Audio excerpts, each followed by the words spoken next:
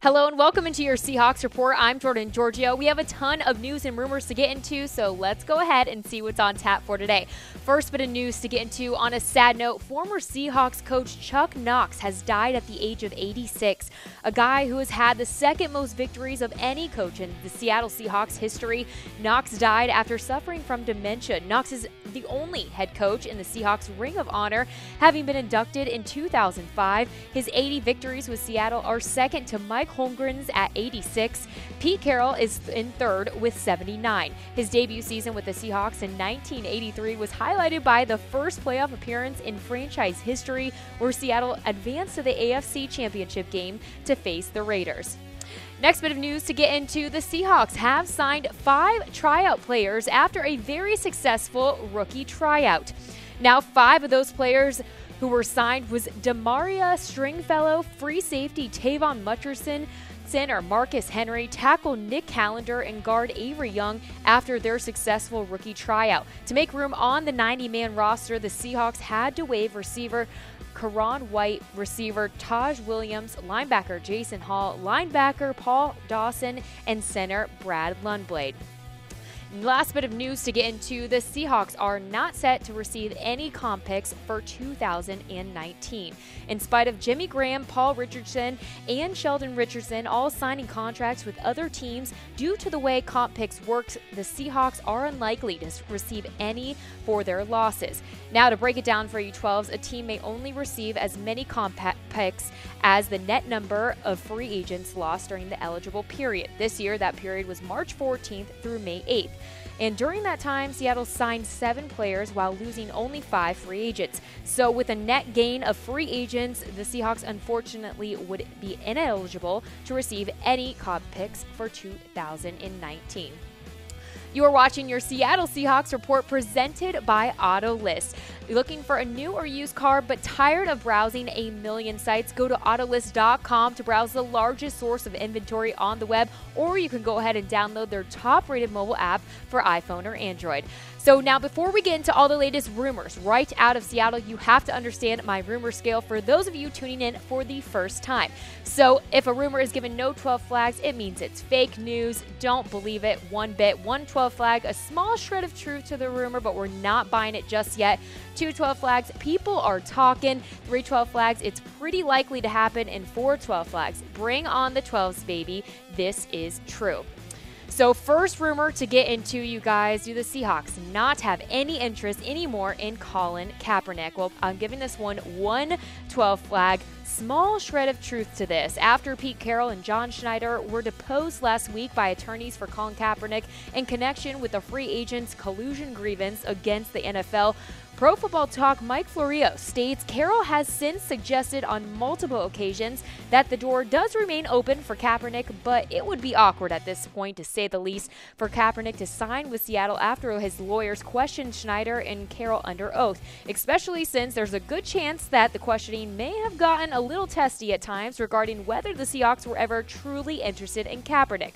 But before we move on, after all this drama, I want to know from you 12s, would you want the Seahawks to still sign Colin Kaepernick? Get your reactions in. Give me a heart for yes or a wow face for no. Next rumor to get into is recent draftee Michael Dickson, the next face for the Seattle Seahawks. 2 12 flags, guys. People are talking.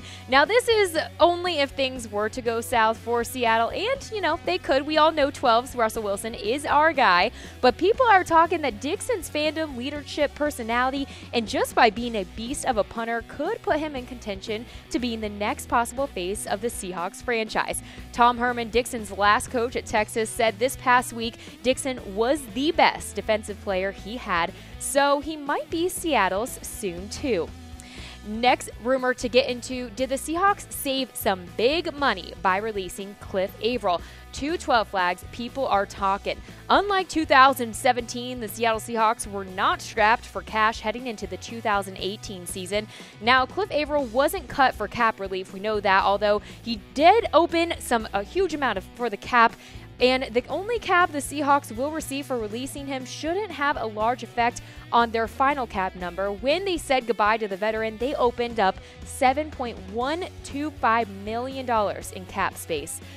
Next rumor to get into is Rashad Penny set to become the rookie of the year. I'm giving this one 12 flags because people are talking. ESPN writer Mike Clay has recently come out to believe that the Seahawks have a solid rookie of the year candidate on their squad, and that is their first-round draft pick in Rashad Penny. Penny exploded his senior season for 289 carries, leading to 2,248 yards and 8 yards per carry average. He was 7th in the nation in yards per carry, but had the most carries of anyone on the list by a wide margin. Although the Young Buck still has a lot to prove, but us 12 should be pretty pumped that expectations for Penny's rookie season are high.